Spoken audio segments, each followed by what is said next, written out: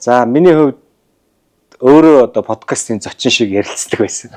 За энэ удаа одоо анхныхаа зочин Сансер гэж залууг одоо leadership подкастынхаа эхний дугаарт оролцуулж байна. Энэ подкастын зорилго бол оролцогчдийнхоо итгэл үнэмшил, туршлага, оролцогчдийнхоо сэтгэлгээгээр дамжуулж үзэгчдэд үн цэн өгөх зорилготой ерөөсөө. Ийм подкастыг leadership гэж нэрлэсэн. Одоо тухайн салбартаа манлайлж байгаа хүмүүсийг оролцуулъя гэсэн зорилго тавьж ажиллаж байгаа. За тэгээд өнөөдрийн зочныг одоо миний хувьд танилцуулах юм бол Harvard-ийн төрийн удирдлагын мастер. За юуны өмнө бас талархлаа илэрхийлье. Ингээд дээд боловсролын салбарт бас нэг 17 жил багшилж байгаа. Ер нь энэ Ivy League-ийн сургууль ч юм уу дэлхийн топ сургуулиудад би бол нэг орчхомсаа гэл 2007-8 онд их мөрөөддөг гэсэн. Тэгээд их л холол сонсогддог нэг бүтгэргүй юм шиг бодогддог нэг үе өгдөө ш зарим мөрөөдөлтэй. Тэгээ яг хоо тасралтгүй ингээд хичээгээл судлаад яаж одоо apply хийх юм бол те юу ямар шаардлага хангадаг юм бол гэж тэгж жагаад ер нь нэг 10 жилийн дараа зорилгодоо хүрсэн л те. Тэгэхээр одоо ер нь залуучууд би бас оюутнуудтай хэлдэг. Ер нь л тасралтгүй суралцсан гэдэг бол энэ хурдан өөрчлөгдөж дэлхийн ертөнцид бол чухал юм тий. Тэгэхгүй нэг суралцсан юм чинь заримдаа хэрэг болохгүй болох үе байхаар ийм сонин ертөнцид бид амьдарч шүү дээ. Тэгэхээр тасралтгүй суралцахыг хичээдэг. Өөрөө багшилдаг болохоор бас их сайхан л та. Яг тасралтгүй суралцсан. Одоо хэдэн жил одоо яг тогтмол эрхэлж байгаа үйл хэрэг одоо өөрийнхөө талаар нэмээд нэг товч танилцуулбал гэр бүл ч юм уу тий. Тэгээ эхнэр хүүхдээ хамт амьдардаг. Хаан улд өрхтэй 10 жил амьдарч байна. За Монгол Улсын их сургууль багш идэг. Компани засаглалын чиглэлээр докторийн зэрэг хамгаалсан. Бас засаглалын зөвлөгөө компаниудад өгдөг. За хамгийн сүүлд MJ Aqua гэдэг бидний мэдэх энэ Voyage гэдэг энэ компани IPO хийсэн хүмүүс мэдчихэж байгаа. Зөв. Аяач ч бас нэлээд олон жилийн түүхтэй. Бас хараат ус төлөвлөлөө өдөртөх зөвлөлийн гишүүн байгаа. Тэгээ миний гол бас ажил бол яаж компаниг илүү нээлттэй байлгах уу, хариуцлагатай, тайлгандаг байлгах уу. Засаглалын хувьд. Тэгээ засаглалын удирдлагын тогтолцоог яаж эрүүл хамгийн одоо сайн байлгах уу гэдэг тал дээр анхаарч тэр шаардлагуудыг хамгийн түрүүнд одоо хангах нь өөрөө нөгөө нээлттэй компанийн хувьд их чухал байдаг. Тэрэн дээр бид нар ажиллаад бас 2024 оны Монгол Улсын анхны IPO-г хийлээ тий. Амжилттай байсан. Зөв. За Harvard-ийн их сургуульд сурж байхдаа нөгөө бидний энэ парламент шиг байнгын одоо холбоо солбоотой байдаг гэдэг хэлжсэн шүү дээ. Тэр одоо яг ямар бүтцээ? Яг ер нь юм суралцсан гэдэг чинь бие биенээсээ л хүмүүс их суралцах юм билээ л. Ялангуяа агсан төвшний сургалт бол. Тэгэхээр энэ шилдэг сургуулиудын нэг онцлог бол тэрүүгээр гахалтай л та. Ямар ч хүн өөрийнхөө төвшөнд өөрийгөө улам сайжруулах тэр боломж гардаг. Зарим одоо чанар тааруу газрууд сургалтууд бол яг нэг имийг бүх хүнд өгөх гээд ингээд хичээчтэй шүү дээ. Нэг мэдлэгийг. Эргэх холбоогоо яаж хийдэг юм? Эргэх холбоо. Хоорондоо бид нар чинь үнэт зүйл ойролцоо ийм хүмүүс цуглуулж байгаа шүү дээ. Тэр чинь нэг шаардлага тавиал нэг community үүсчихэж байна. Нэг community чинь ойролцоо учраас маш хурдан найз нөхөд болно шүү дээ. Тэр чинь ижил үнэт зүйл зарчимтай. Тэгээд дэлхийн өнцөг болон бүрийн шилдэг сайхан залуучууд хүмүүстэй. Одоо бидний хувьд бол манай анги бол дундаж нас 38 байсан санагдаж байна. Тэгээ бид нар бол ингээл өөрсдийнхөө гол зорилго нь улс орноо яаж хөгжүүлэх вэ? Өөрсдийнхөө байгууллагыг хамаарах байгууллагыг яаж хөгжүүлэх вэ гэж дандаа л тийм нэг олон нийтийн ажил сонирхолтой улс байж байгаа шүү дээ. Тэгэл тэр асуудлуудаа ярилцах тийм цахим одоо янз бүрийн группүүд те одоо холбоо сүлбэ байнга байж. Тэгэхээр нөгөө бие биетэйгээр нь ойр байдаг тий. Сая би Америкийн нэгдсэн улс руу очиод Дэлхийн банкаар ойрхон явж байгаа л энэ хавьд хүн байна уу гэнгүүтэл манай хоёр найз гинт гарч ирэл те. Хөөе Дэлхийн банк руу ороод иргээл. Тэгэл ороод хамт ажиллаж байгаа хүмүүс юм уу тэр? Тэндээ ажилладаг тийм. За. Тэгэл одоо хамт цай кофе унгаа гоё хууч хөрөөл. Монгол ч гэсэн бид нар Harvard Club гэдэг Шинэ Харвард төгссөн, суралцсан тийм залуучууд нэгдсэн тийм групп байдаг. Бас л Одоо ер нь яг Харвардыг яг сертификашны гэж ярьдаг нэг яг жихнэрээсээ сурсан хэр олон хүн байдгийг ер нь. Тэгээ ер нь тэгээд нэг ялгаж барих нь надад бол нэг тийм таатай биш. Би бол өөрөө яг дигри одоо цол төрийн удирдлагын магистр ингээд хамгаалцсан. Тэр дигри цол авах чинь бигээс доош дүн авал бид нар ч диплом Авахгүй шүү дээ тий. Гэхдээ ер нь тэнд бол суралцж байна гэдэг бол ер нь сайн шүү дээ. Суралцж байна гэдэг бол. Ямар нэгэн байдлаар харьцангуй богино хугацаанд би энийг яагаад энийг гэж асуух вэ гэхээр нөх хүмүүс хол Харвард төгсөөд байна. Тэрийг өөрийгөө Харвард гэж яриад байна гэдгийг энэ одоо том улс төрчдээр тэгж яригдсан болохоор бас нэг хэрэглэгч ч юм уу энэ хүмүүст итгэл үнэмшил төрөхөд нь туслах гэж л гэж асууж байгаа. Тэрнээс биш ямар нэгэн 3 хоногийн сургалт ч байна уу, 3 цагийн сургалт ч байна уу хүнд бол өр нөлөөгөө өгөх ёстой шүү дээ, тий заавал. Тий. Ер нь бид нар нэг юм ойлгомоор юм байна. Боловсрал, сайн боловсрал эзэмшнэ гэдэг бол маш их зардалтай. Маш их зардалтай ойлгох шүү дээ. Маш их зардал төлжээж хүн тэр боловсралыг эзэмсэж тэрнээсээ илүү үр ашиг авдаг юм тогтолцсон шүү дээ. Ер нь тэгээ бид нар чинь нэг мэдлэг авж байгаа чинь гайхуулах гад те төгссөн гэдгээр гайхуулах гад байгаа биш. Буцаад тэрийг чинь амьдрал дээр хэрэглэх гээд байгаа шүү дээ те. Тэр хэрэглэхийн тулд одоо энийг чинь яг тэр Харвардд бол төрийн удирдлагын мастер гэж. Гэтэл яг энийг чи хэрэглэхгүй юм бол те яах гэж тэрийг сурсан. Мэдээж зорилготой сурсан байгаа шүү дээ. Тэр энийг бол яг яаж хэрэглэх юм? Одоо жишээлбэл эн чинь нэг төрийн ч вэ нү, компани ч вэ нү, бизнесийн ч вэ нү те зүгээр нэг эрдэм ном сурсан оюутан ч вэ нү. Энд чинь бүгдээр ажил хэрэг шүү дээ. Бидний үйл хэрэг те. Тэгээ яг үйл хэргийн яг хамгийн гоё нь юу вэ? Хүмүүс ингээд өөрчлөгдөж байгаа надад их таалагддаг. Ингээд нэг үр дүнтэй нэг юм хийцсэн юм шиг те. Ингээд бодит үр дүнтэй. Багш байна гэж яг ямар баялаг бий болгоод байгаа. Би жишээ нь 2 удаа 4 жилээр ингээд анги дааж авахад эхний ангийн манай оюутнууд Мосийнхаа эдийн засгийн сургуулийнхаа оюутны холбоог удирдах явж гин гэдэг чинь өөрөө тухайн хүүхдүүдээсээ ингээд лид хийгээд яваад шүү дээ. Бас ингээд амжилттай байна л гэсэн. Төгсөхдөө 4 жилийн дараа төгсөхдөө бүр ингээд олонний өмнө гардаж авдаг хэдхэн хүүхэд тэр олон мянгаас манай ангиас 2 3 л орж байгаа. Тэгээд амьдрал дээр гараад орлоготой, ажилтай, аз жаргалтай, гэр бүлтэй, гадаад дотоодод ингээд хаа байгаа газар бас нэг ингээд манлайлаад яваад гэдэг тийм. Энэ юмнууд чинь шууд ингээд бодит үрт. Юу л хэдийгээр одоо Мосийг эдийн засгийн сургуулийг 2002 онд хамгийн шилдэг оюутан энтергээ төгсөж ирсэн. Тэгтэл ингээд хүнд чинь нэг бодогдсон ш. За ингэсэн бол тэгсэн бол гэдэг ингээд нэг юм бодогддог тийм. Тэрийг би нөгөө оюутнуудаа тэр даасан ангийнхаа хүүхдүүдэд заадаг аахгүй. Одоо Аргентин, Монголын бизнес зөвлөлийн тэргүүн гэж явж байгаа шүү дээ, тийм ээ. Аргентинтэй одоо Монголтой бизнес интеграц хийх, эндээс үнцийг авах боломж байна уу гэдэг талаар бас нөгөө Харвардынхаа шугамар найзтайгаа холбоотойгоор тийм. Аргентинаас одоо бизнесийн биднээс авах юм юу вэ?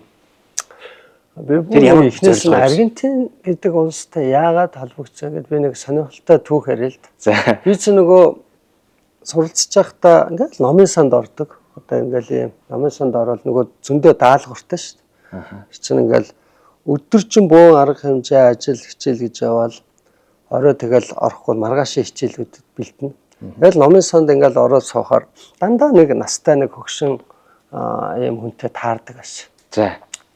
Ингээл нэг хөгшин ингээд том суг таягтай жоохон ингээд хөлөө ингэчдэг. Тэгэл таарж байгаа сүулдэ ингээд жоохон бие мийгээ чилээ гаргаж байгаа хэвээр ингээд бид чинь чөлөөтэй танилцаа. Сайн байна уу? Хаанаас ирсэн? Би Монголоос ирсэн те. Сонин сайхан юу байна гэж гоё танилцаад байсан. Нөгөө хүн чинь айгүй мундаг хүн байсан л да. Wences гээд одоо зочин профессор байсан Харвард тийм. Тэгээд битэр чинь ингээл найз болчихж байгаа. Нөгөө юун дээр үе таарна, бие Монгол сандрал таардаг. Цай кофе авч өгөн хамтдаа ланч идэн тийм. Ер нь бол нөгөө Монгол улсаа яаж хөгжүүлэх үү гэдэг нэг ийм сонин дандаа бас давхар маш их боддог. Энэ Монгол хүн бүр угаасаа тэгэл Харвардд төрийн удирдлага сурч байгаа юм чи тэр чинь хамгийн том асуудал нь шүү дээ. Бүр илүү бодох хэрэгтэй. Бүр өс том аа. Тэгэл бодоод явж байгаад яагаад ч юм бидэрт бол нэг олон боломж байдаг. Бид нар уул уурхайн баялаг байна. Хөдөө аж ахуй байна. Тэгээд аялал жуулчлал гэдэг юм уу. Ингээд нэг хэдхэн юмны ингээд дээрээсээ за хоёр дахид л энэ хөдөө аж ахуй дээр л нэг том боломж. Тэгээ хөдөө аж ахуйгаар нөгөө үнэ гинт бодож байгаа байхгүй. дээр Аргентин дэлхийд үхрийн махны экспортоор ихний тавд чинь. Зочин профессор гэсэн тий. Манайд та нар иргээд бас татчих гээд байгаа шүү дээ. Манайд ирээрээ тий. Манайд дээр би та нарыг гоё дайлна тий. Монгол хүмүүс яаж зочилдгийг харуулна. 100 ирвэл наадмын үеэр ирвэл тасархаа тий. Та нарын баг огт мэдэхгүй юм бас юм нутаг улс байж байна шүү гэл үзүүлнэ гэл. Тэгэл за баг ирэхгүйтэй гэлээсэ чинь төгсөж ирээл ерөөсөө над руу маш олон манай найзууд зочилсан. Тэгээ нөгөө Аргентин маань харин нэг өдөр ярьж идэв. Нөгөө сансраа чи хөдөө аж ахуй. Нөгөө өвөө юу? Нөгөө өвөө. За. Тэгээд би Монголыг их очие гэж бодоод байгаа. Очиж болох уу гэсэн. Болно гэдэг арайч ирчихгүй гэсэн хүрээд ирэх. Тэгээ ирэх хэрэгтэй бүр хоёулаа ирээд бүр үхрийн махны нөгөө үйлдвэртэй нэг хүнтэй цог ирсэн. Бүр үйлдвэр. Тэгэхээр би бүр 7-8 хоногийн бүр хөтөлбөр гаргаж агаад ерөөсөө Монголын тэр хөдөө аж ахуйтай холбоотой сайтай муутай бүгдийг хүчит шонхорлоо оруулаад тэгэл хүчит шонхоргийн гоч нөгөө идчих ангаач гайхацсан. Пог та нар яаж амьд явж байна гэл тий. Нөгөө махцах чирцэн тэгэл гар мараараа барайл тий. Тэгэл тэр тавцсан дээгүүр тавьчихсан ингээд нөгөө чинь ингээ хайсаг хөргөх чараад энэ чинь одоо тэрнэр ч биш гайг болсон шүү дээ одоо бас. Одоо гайг болсон баг тий. Шүд гай болсон. Хасах нэг тэр чинь 2019 он баггүй. 2019 яг ковидын өмнө тий сая. Тэгэл нөгөө хасах нэгээс 0 градус ч үлээ нөгөө загсаадаг тий. Ёстой та нар ч юу болоод байна гэл тий. Тэгээ сүүлдээ нөгөө чинь яаж хамтдаа аж ахуй эрхлэх үү гоё энэ жишг үйлдвэр сүүлдээ бүр болоод та нарт бид нэр туслая ярьж байгаа. Энд олон хүн тий ингээд хордож барихын стандарт алах тий. Одоо ингээд эн чинь ийм стандартууд байдгүй. Би санаасаа энэ төргээд энэ Латин Америкийн том стандартуудаас хамгийн жижигийг авчирхад л наачаа бужиглуулж тий айгүй нэмэр болохоор юм байна. Шал өөр орчин бүрднэ, өөр бизнесийн тий ингээд бизнес гэхээсээ илүү сүүлдээ зөвхөн буйны ажил хийчи. Тэгэхээр тийм юм болж. Тэгээ бид нар угаасаа тэрийг яг бизнесний ашиг олох гэх биш, манусын асуудлыг шийдэхэд туслах гэдэг чинь туслах. Тэгээд би тэрийг хамтдаа тэрийг хийгээд одоо тийм төсөл ингээд эхлээд явж байгаа. Яавал дээрв гэл одоо явж जैन тий. Нэг танаад бас нэг очив. Би одоо очиагүй болохоор ингээд яг юу хийх тий нэг юм мэдэхгүй. Тэ юм brainstorm хийгээд хүртэлж байгаа дутагдaltaй. Би ингээд өөрөө зардлаа гаргаад очие цөмөрөө нэг гоё. Наана харин маш олон бизнес та нар бэлдээдэх уулзъя. Аж ахуй эрхэлж байгаа хүмүүс. Тэгээд наанаас чинь бидний чадахгүй юм зөндөө байгаа. Биднэрт байгаа та нарт байхгүй юм бас байж байгаа. Итүүсийг хооронд нь нийлүүлвэл голоос нь гоё юм гарнаа гэдэг ийм зарчмаар тэд нар ч угаасаа энд дуртай яагаад тэр зорилгын үндсэн дээр Аргентин Монголын бизнес зөвлөлийг байгуулсан тийм ээ. Тий, тэр зорилгын үднээс байгуулад тэгээд одоогоор бид нар очиод үнэхээр нөгөө тал маань маш их олон мундаг одоо аж ахуй эрхэлтэй газрын эзэд бүр төрийн байгууллага, бүр элчин сайд байсан энэ хятадд, Америкт, Бразилд элчин сайд байсан хүн хүртэл Монголыг хамаардаг хүмүүстээ хүртэл уулзаад бүр гадаад тэр нөгөө юуны хөдөө аж ахуй сайд байсан хүмүүнтэй уулзсан. Бараг л одоо манай төрийнхэн хийдгүү шахуул юм болсон шүү дээ. Бүр санаа зовмор. Очоод орон нутгийн гологчуу гээд одоо мужийнхан захирагч нь бүр хүлээж аваад яг протоколтой нэг төрийн хүн ирж байгаа юм шиг л харин тийм тэгж яваад байсан шүү дээ. Тэгээд тэдний гол ярьж байгаа юм бол тэгээд яг очихоос өмнө ингээд судлаад угаасаа хоёр улсын хооронд визгүй зорчдог. Тэр талаар яриад тэгэл та нар чи ирдэн штэ тэгээд гой юм яриад алга болчтой ш тэгэл тэгж байгаа. Ер нь яг төрийнх нь ирдэг байхын тий. Яг уу ям мамны шугамч юм. Ер нь бол бас ингээ холбоотой байх нь байж байгаа ш мэдээж бүх улсууд. Гэхдээ ингээд бид нар бол энэ холбоогоо улам гүнзгийрүүлээд ингээд ажил болгоод үр дүн болгодог дээр ер нь ямар ч улс дээр дандаа тийм юм их сонсож байна тий. Ингээд эцслийн цэгийг тавьж чадахгүй тий. Ингээд уулзчаал за тэгээ хамгийн гол нь нөгөө фоллоу гаргаад орчдөг. Тэгэл ингээд тий хүн хүч хүрдэг юм уу тий одоо яа тий асуудлууд байдаг л бах тий. Тэгэхээр уул нь бол ингээд очиод ингээ хийгээд маш их ажил. Тэнд бол хүнсний бүтээгдэхүүнийг хамгийн хямд өртгөөр тэнд хийж чадаад байгаа хэрэг. Тийм болохоор дэлхийд дээр тэрийгээ бас зарж чадах. Махны экспортын хэдэн үеиг бас их том дүн засагч ирсэн тий. Тийм. Мах бол тэнд бол жишээ нь янз бүрээр нь бид нар олж болох юм байна. Жишээ нь мах гэдэг юм бол ямар өвс идэж байгаа юм бэ гэдгээс шууд хамаардаг чанар. За. Тэр өвс нь бүр дахиад ямар найрлагатай гэдгээс хамаарна тий. Өвсийг нь гараар тарьсан юм уу, байгалийн өвс юм уу гэдгээс хамаараа дахиад үнэн нь өөр өөрч байдаг тий.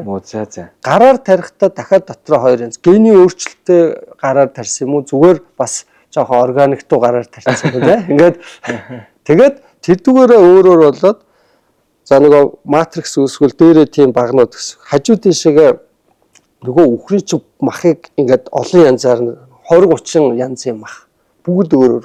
Бид нар тэгвэл сайн боловсруулалт хийж чадах юм бол бид нар чинь нөгөө нэг бас үнэтэй ангилд нь орох боломж байгаа юм биш үү? Үнэхээр яг үнэндээ. Тийм шүү дээ. Одоо манад бол бид нар чинь нэг эмийн ургамал идсэн мах тий. Эмийн ургамал идсэн манай мал аж ахуй гэл бид нар чинь бүртгэлийн систем байхгүй шүү дээ. Ямар өвс идсэнийг мэдэхгүй гэхдээ ямар ч юм махаа идээд байгаа тий. Тэгээ бидэрт яг тий. Бидэрт нөгөө тэрний тал дээр гүнзгий судалгаанууд их хэрэгтэй юм байна. Яг уургийн агуулмжтай жишээ нь өвс гэж байж байгаа байхгүй тий. Тэгэхээр уургийн агуулмжтай өвс нь Монголд ямар төрөл байдаг тий. Уургийн агуулмжтай өвс идэхэд нөгөө махны чиглэлийн өхрүүд бол ингээд гоё масаа авдаг тий. Тэгэхэд миний сонссноор Монгол дээрээ би зарим эрдэмтдтэй уулзаад уургийн чиглэлийн өвс ургамлууд бас ингээд энэ дэлхийн дулаар бид нар чинь ингээд цөлжилт маш их болж байна. Эрс багасч байна гэж баг баахгүй. Тийм болохоор нөгөө хонь мон бол жишээ нь өөхн айгүй ихтэй, өөхн тархтай. Тэ уул нь махан таргавай гэвэл идж байгаа юмнаас л хамаардаг. Тэгэл одоо нөгөө тэгэхээр бид нар чинь юу юм бэлээ шүү дээ. Хөдөө бол яг үнэндээ манай малчид малаа яг хариулмаар юм бэлээ. Тэ өөрсдөө ажил цаг гаргах хэрэгтэй, хөдөлмөр гаргах хэрэгтэй. Маага явуулаад нөгөө манай малчид сайхан хөдөө өөрсдөө явчаал орой өөрсдөө хүрээд ирдэг. Тэнд хүний ямар ч юу байхгүй. Бага одоо тий бага оролцоод.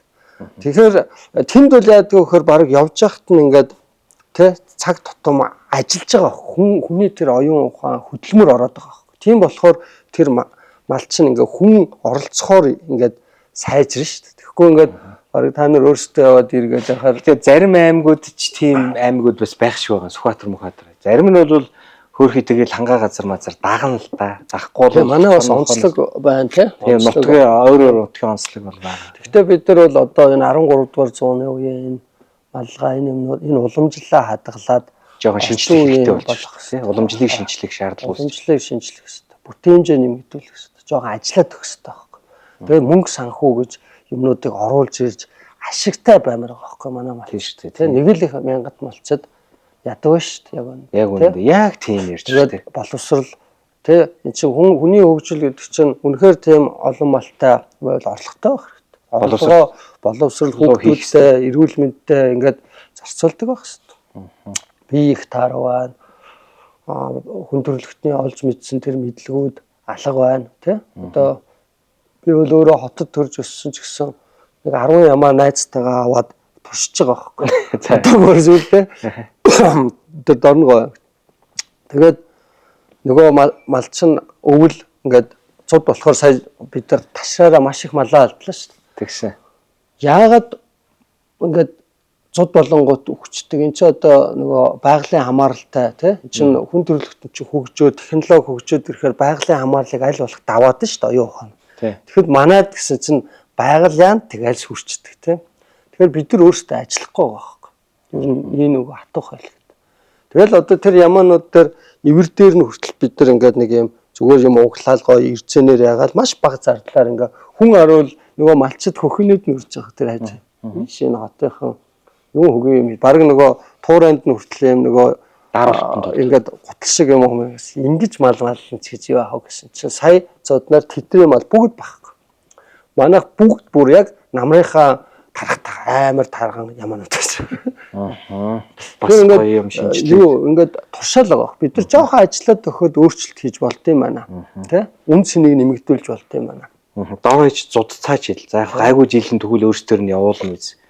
Бас нэг жоохон нээлттэй байх хэрэгтэй. Жоохон ажиллаад хашаага жишээ нь тэр дандаа нэг юм модон сарайлж юм а жоохон ингээд хямд төсөр материал зах дээрээс очиж аваад гоё дулаалахад л шууд тарга твэрийг эрүүл сарвал байдалд шууд нөлөөлж байгаа. Тэгээ бид чинь зүгээр нөгөө яг би багтаа хөдөө бас гоё амралтаараа байнга очдөг байсан. Ингээд хөдөөний амьдралыг аягүй сайн мэддэг бас азтай.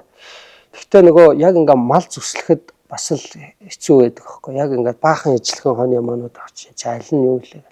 Тэгэнгүүт манай бид хоёр ч нөгөө технологи ашиглаа. Зургаар нөгөө гинт хэрэгтнийг хоёр талаас нь авдаг шиг нөгөө юунуудаа аваад QR код ягаад чихэнд нь юмнууд наагаад тэгээд алсаас Улаанбаатар хотоос нөгөөдүүлээ ингээ хянах боломжтой байна. Тэгэхээр тэгээд нөгөө малчиндаа сайн цалин өгч байгаа. Манлайллын тухай сая яагаад тэгэхээр ингээд эн чинь бас нэг хүмүүст манлайллаараа бас таны манлайллын арга, таны манлайллын талаар боддог тэр сэтгэлгээний чинь зүйл энэ сонсогчдод бас тодорхой хэмжээний үнцийг өгмөр байна л да.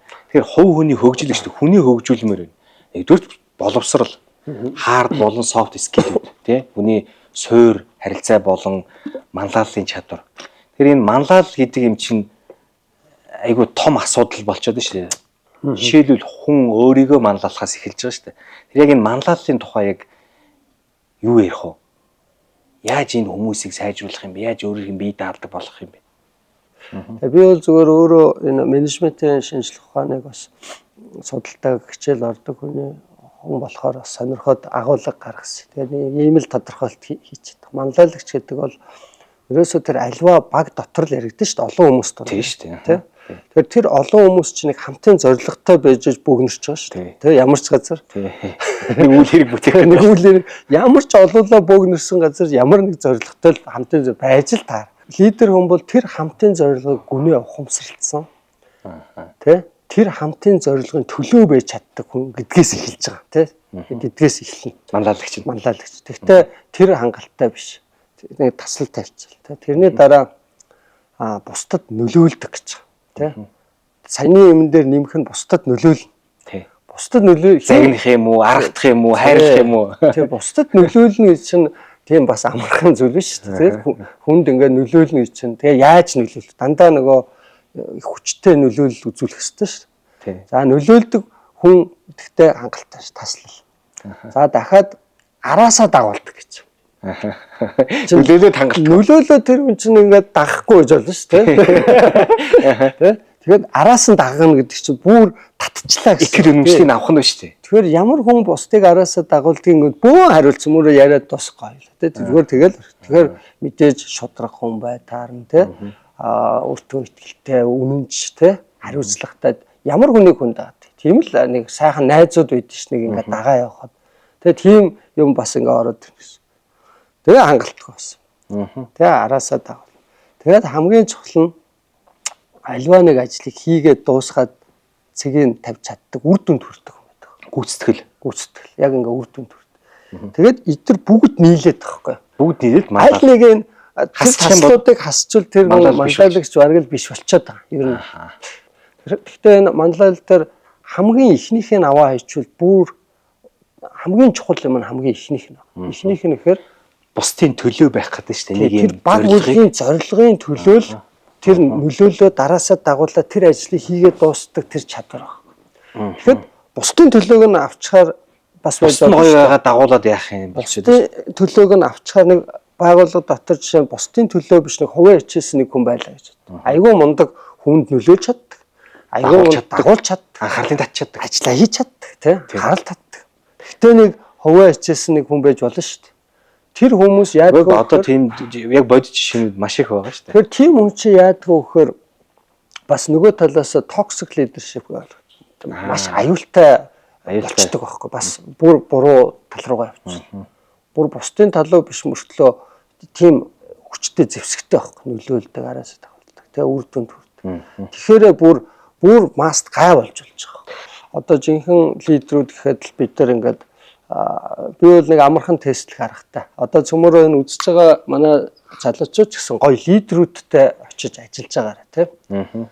Лидерүүд гэхээр баг бүлгийн төлөө байдаг хүмүүс, бусдад нөлөөлдөг байдаг хүмүүс чинь нийтлэг яадаг. Иргэн тойронд байгаа хүмүүс хөгждөг байхгүй. Зөв. Тийм ингээ хөгжөөд байдаг. Өнгө ороод байдаг. Өнгө зүс ороод байдаг. Өөрчлөгдөд байдаг. Сайжраад байдаг. Тэгэхээр одоо цөмөр ингээл байгууллагууд, компаниуд те хамт олон дээр очиод лидер нь хийн. Иргэн тойронд байгаа хүмүүс ямар байна гэл харж. Тэгэл харахад бас юм анзаарагдана. Тэгээ бүх юмыг бас тэгдэг байхгүй л. Тэгэл одоо тэгэл тестлэхэд би бол их олон компаниуд дээр ингээл очиад ажиллахаар зарим компани бол тэгэл нөгөө эзэн л өнгө ороод байдаг. Машин сайжраад байдаг. Эзэн нь өнгө ороод зүгээр чигтэйхэн болоод те иргэн тойронд байгаа хүмүүс нь хорч ягаал, тураал, өнгө зүсээ. Наа ч гэсэн гоё жишээ шүү. Наа чи Монголын компаниуд дээрч байна.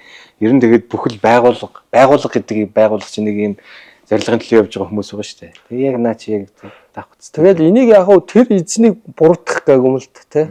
Доош нь их гэхгүй. Зүгээр тэр хүн зайлуул лидер биш л байхгүй. Зайлуул лидерийнхээ учрыг ч болохгүй. Яг лидерийн функцүүдийн зарим нь биелүүлэхгүй яваад шүү дээ яваргууд. Тэг яг ингээд өөрийнх нь байгаа царай л тэр байгаа. Нөгөө хүнийг хөгжүүлнэ гэдэг чинь өөрөө маш хэцүү байхгүй. Угаасаа тэр хүний буруу биш. Тэр хүн тийм чадвар алга, тийм лидер биш л байна л та. Өөрийгөө харин аваа яваад байгаа бас сайн л биш. Ядаж өөрийгөө авч явах хэрэгтэй. Хоёулаа ч бүр өөрөөсөө гадна ингээ бусдад эерэг нөлөөлөл үзүүлдэг тийм том юм ярьж. Тэгэхээр хүн болгон лидер байж угаасаа чадахгүй. Тэр чинь тийм болыгоо болцдог юм биш. Тэ бусдад нөлөөлдөг, хамт олноо чирдэг ийм юм чи ховрын бар байхгүй. Тийм болохоор өнөөдөр дэлхийд даяар лидершипийн хомсдолтой байгаа. Өнөөдөр ингээд лидерүүдийн хомсдол биш яг үнэндээ. Жинхэнэ лидерүүд. Тий. Одоо дэлхийн том асуудлууд дээр лидершип дутагдж байна. Улс орнууд дээр лидершип дутагдж байна. Байгууллагуудад дутагдж байна. Хамт олон дутагдж байна. Алба хэлцээр дутагдж. Лидершип бол заавал тийм том юм ярьж болох. Зүгээр тэр өрх гэр дотор дутагдаад байна шүү дээ. Одоо ингээд өрх гэрээ авч явдаг тэр лидерүүд, аав ээжүүд манлал хийж чадахгүй шүү дээ. Зарим тий. Тэгэхээр энэ манлал дотор би цааны функцүүд дотор бас олон юмнууд ярьж штэ тий. Манлал дотор нөлөөлж байгаа зүйл. Манлал нөлөөлдөг зүйл зориг. Жишээлбэл бид нар бол бас манлайлсан түүхтэй болсон штэ бос улсыг бодвол энэ бол үнэн штэ.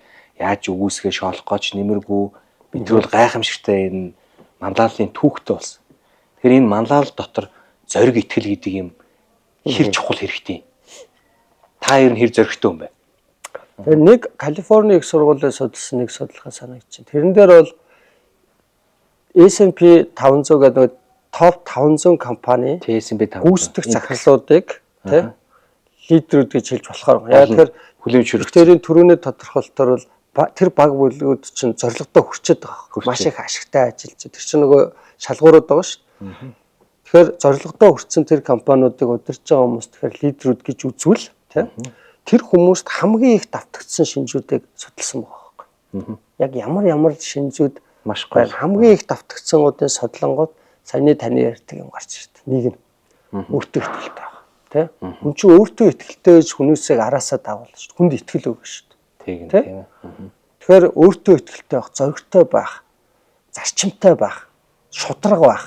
Тийм байж хүмүүс дагдаг юм байна л даараас. Манад байдаг нэг жоон тааруу шинж бол хөлнөөс нь чангаагаад атаархаад тий бас нэг тийм тэгэхээр бид нар тийм өрсөлдөөн гэж бол байж болно. Гэхдээ бие биенээ гоё дэмждэг хандлага чухал байна шүү дээ. Тэр хүн шиг чадвар нь хүрэхгүй бол та хүлээн зөвшөөрөх хэрэгтэй байхгүй. Энд чи өгөгдөл тий тэр нөхцөл нь тэр биш. Яагаад тэр үнийг татаад байгаа? Харин гоё дэмжиж өгөөд өөрөөсөө илүү тэр хүн нэг ингээд хүн болгон ижил байхалгүй шүү. Харин тэр илүү нь таны хажууд байгаад та баярлах хэрэгтэй. Тэ? Гоё хамтдаа үр дүнд хүрээд гоё чирэгдээд хамт үр дүнд хүрэх хэрэгтэй. Манайд бол тэрийгэ татсараад унгаад байхгүй болгоод хамтдаа бүгд нярдаг байхгүй. Энэ нэг тийм нэг юм тогтцсон нэг юм соёл яваад байна тийм ээ. Тэгэхээр сүүлийн үеийн соёл байж магадгүй. Гэхдээ бас удмын мэдээлэл байна уу? Эсвэл эртнээсээ байна уу? Угаасаа хүний өөрийнх нь мөн чанар юм шиг. Хүн гэдэг чинь өөрөө угаасаа нэг тиймэрхүү мөн чанартай. Тэрийг яад даван туулах вэ гэхээр маш их юм уншиж, боловсрч, дэлхийн хүн төрөлхтний ололтууд, ёс зүй, хандлагуудыг судлаад ирэхээр тэр дэмий юм байна гэж ойлгодог. Тэгэхээр тэр чангаагаад байгаа улс бол боловсрал нингэн байна л гэсэн. Хүн төрөлхтний олж мэдсэн тэр ололт амжилтаас их л хол байна л гэж. Их л хол. Яг үнэн юм чинь. Үнэн л зарчим юм чинь тийм. За энэ та хэр зоригтой вэ гэж асуусан шүү дээ. Зоригтой байх хэрэгтэй шүү дээ. тий? Одоо зоригтой байх хэрэгтэй. Тэр том ажлууд гэдэг чинь өөрөө манлайл шаардна. Тэр ажлыг хийхин тулд маш олон дагагч хэрэгтэй, тий? Хамтдаа олуулаа нийлж иж олон хүний ажлыг хийдэг. Зоригтой байна гэдэг чинь юу л аахгүй. Хийх ажлаа мэдж байна л гэсэн. Үр дүнг нь мэдж байна л гэсэн. Тий. Ерөөсөж нэг ар Монголын хаймар зоригч юм бол биш шүү дээ. Бас арай өөр хэрэг шүү дээ. Хаана очоод ямар үр дүнд хүрэх гээд байгаа юм бэ л гэдгийг харцсан гэсэн үг. Харцсан гэсэн үг шүү. Тэр зориг гэдэг чинь өөртөө итгэлтэй байх. Тэр ажлыг хийгээд дуусгахад ямар үр дүнд хүрэх үү тэрэндээ итгэлтэй байгаа гэсэн. Тэгэхээр би одоо нэг юм МСС од жаргал тий Монгол Улсын ерөнхийлөгч элбэгд орж одоо жишээлбэл ардын намын хөрс хүч гэдэг юм гэдэг штэ. Тэрнтэй адилхан сансерийг яг ямар лого дагж явах юм? Лого нэр өгдөн штэ.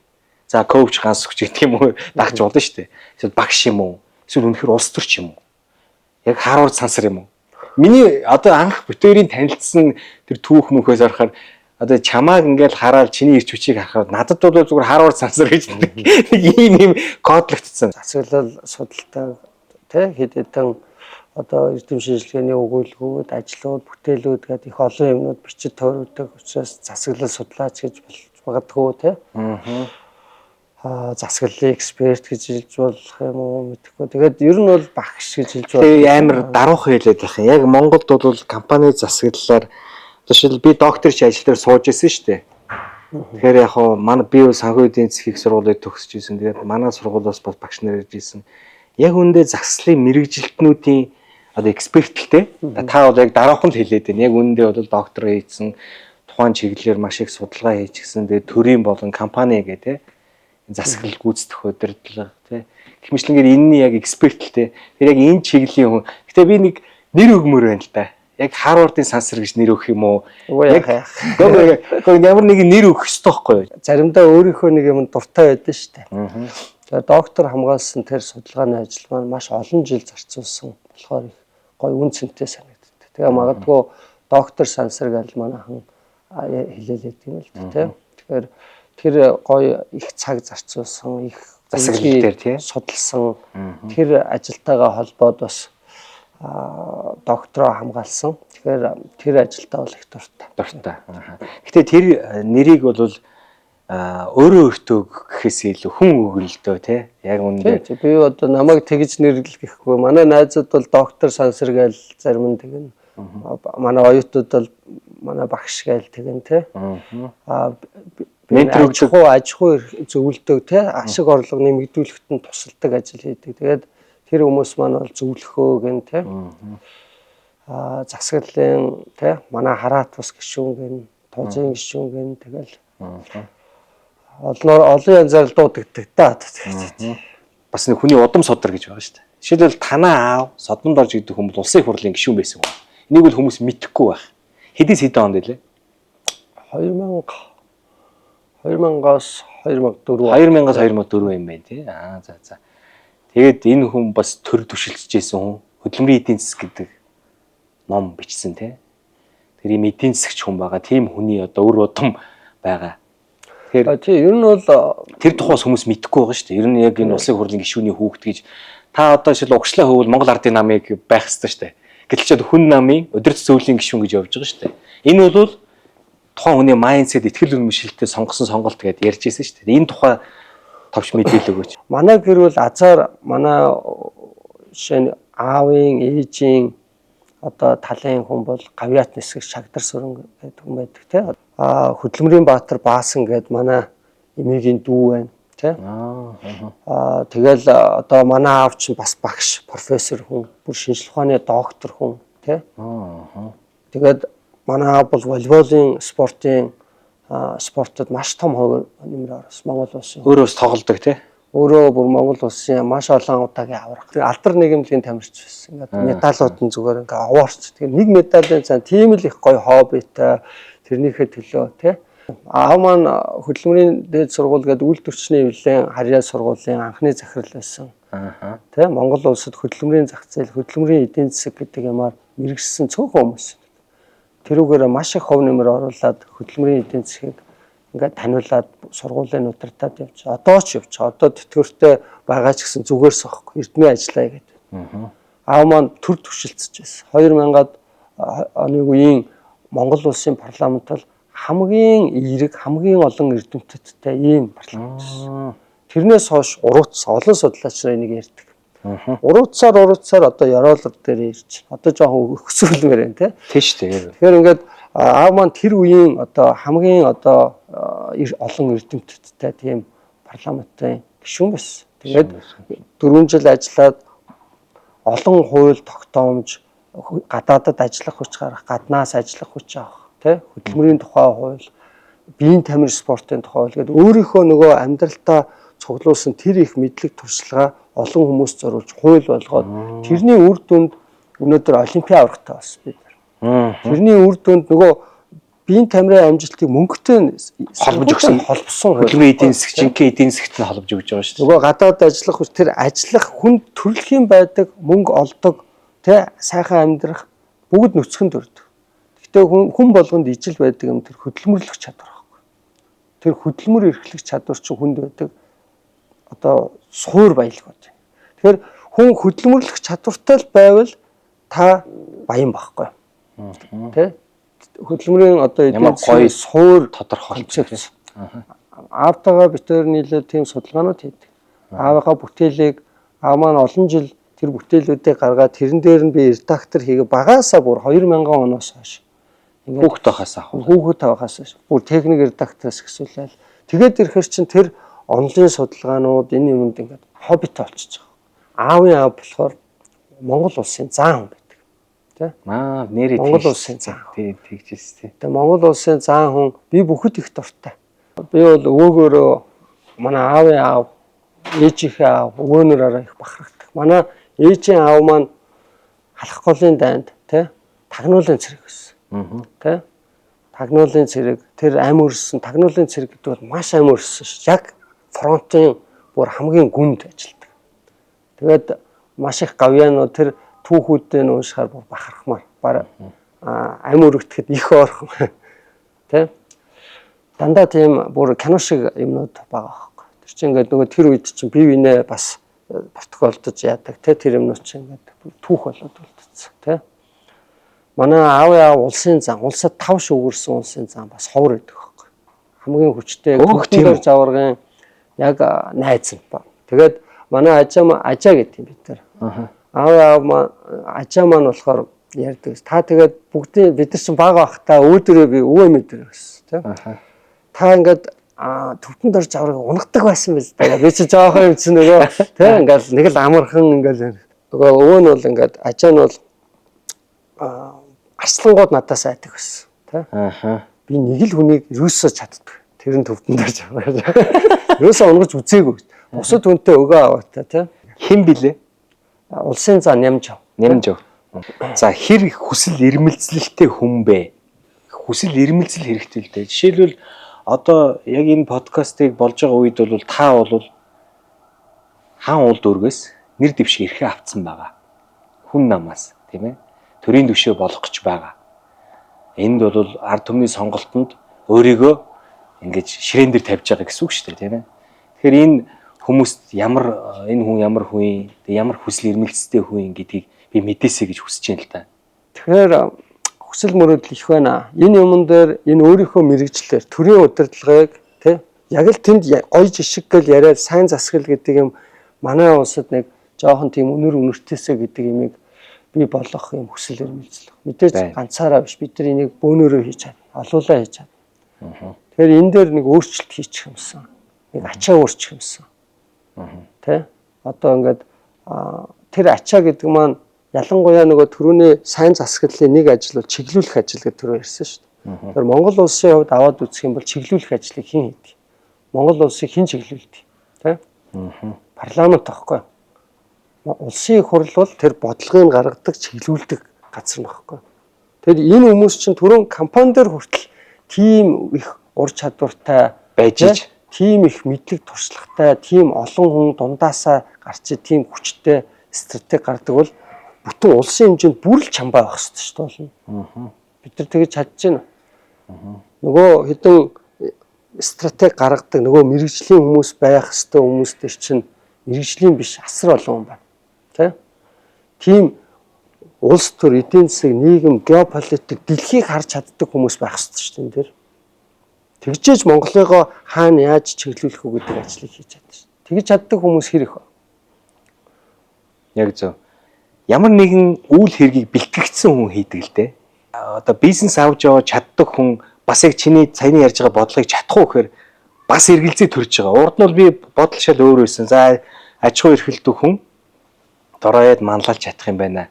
За сэтгэл зүрхэн зөв өөрийгөө боловсруулж чаддаг болно гэж дахин засаглал дээр яриад төрийн засаглал гэнгээ ярихаар чинь дахиад яг үндэ бэлтгэгдсэн цөөхөн хүмүүс олон ганцхан хүн гэж бас хэлэх нь хаашаа юм те. Тэгээд бэлтгэгдсэн цөөхөн хүмүүсийн нэг учраас хүмүүс бас энэ дээр бас яг анхааралтай бодоосоо. Тэгээд шуудхан хэлэхэд бол бас энийг бол нэр хүчтэй сонголт хийгээсэ ийм төрлийн хүмүүс тэгтээ дөрөв бэлтгэгдсэн хүмүүс цөөхөн байгаа юм чи цөөхөн байгаа хүмүүсээ анхааралтайгаар дэмжээсэй л гэж хүсэж байгаа байхгүй юу? Улсын хурлд нэр дэвшигч гэдэг юм уу олонний төлөө явна гэдэг бол амар мундаг гал ингээд онгороод тэрэнд ингээд сагсараад эсвэл нэг нэр алдрах өгөөд яваад байгаа юм ерөөсөө биш. Миний хувьд бол зүгээр л өөрчлөлт хийх юмсан. Тэ? Тэр өөрчлөлтийг хийдэг нөгөө мэрэгжлийн одоо сайн засаглал дээр нөгөө стратегийг боловсруулдаг хүмүүс чинь тийм хүн болохын тулд их удаан хугацаанд суралцдаг юм байна л. Практик дээр удаан хугацаанд ажилладаг. Тэгжээж нөгөө тийм ажиллаа тэр чинь нэг л ажил байхгүй юу тий одоо тэр ажлаа хийж чаддаг. Тэгэхээр манад нэг анзаарч байгаа зүйл нь ийм ажлыг огт бэлтгэгдээгүй суралцаагүй тийм хүмүүс энэ дээр ороод байгаа л харамсаад байгаа байхгүй. Тэр үнийг муу гэж байгаа юм биш. Зүгээр өөр ажил хийж явах хэвээр хүн энд өөр ажил хийгээд байгаа байхгүй. Тэгээд ийм олон тэгээ энэ хүний хийсэн ажлаас хамаарад энэ олон хүний амьдрал гай болох уу тус болох уу гэдэг юм болоод байгаа учраас яриад байгаа. Түүнээс тэр хүн өөрийнхөө хувийн компанид юмаа чадахгүй байна уу тэр хамаагүй шүү дээ. Ийм олон хүний өмнө хариуцлага үүрдэг ийм мэрэгжлийн ажил дээр шал өөр мэрэгжилтэй тий хүмүүс биш дуучин бүжигчин бүх тий эмч тий мэдээ салбар бүрийн хүмүүс байж болно. Гэхдээ тэр хүмүүс ямар мэрэгжилтэй байж болно. Гэхдээ яг ийм стратегч бэлтгэгдэж олон жил тэр юмар нухлагдаж тийм стратегч байна уугүй юу тий. Тэр стратегч үнийг би мундаг гэдэг юм биш. Ерөөсөө тийм хүмүүс энд байгаасаа тэгжээж бид нар өөрчлөгдөх юм байна. Маш гоё мэдлгүүдийг, жишээнүүдийг хуваалцсан, сайхан яриа өрнүүлсэн танд баярлалаа. Тэгээ ямар ч хэлсэн ойрын хугацааны зорилго байгаа шүү дээ. Ойрын хугацааны зорилго төрийн түвшээ болох. Энэ бол бас чухал ойлголт. Яагаад тэгэхээр ийм залуучууд байгаасаа гэж миний хүсэл. Надтай ажиллах бодолтой хүмүүс бол энийг бас ойлгох байх гэж найдаж байна. Тэгээд ойрынхон зорилгодоо амжилт хүсье. Тэгээд цаашдын ажил үргэлжлэмэрт бас мөн амжилт хүсье. Тэгээд аз жаргал бүх сайн сайхан бүхний хүсье өрөөё. Тэгээд өнөөдрийнхээ подкастыг үгээр дуусгая.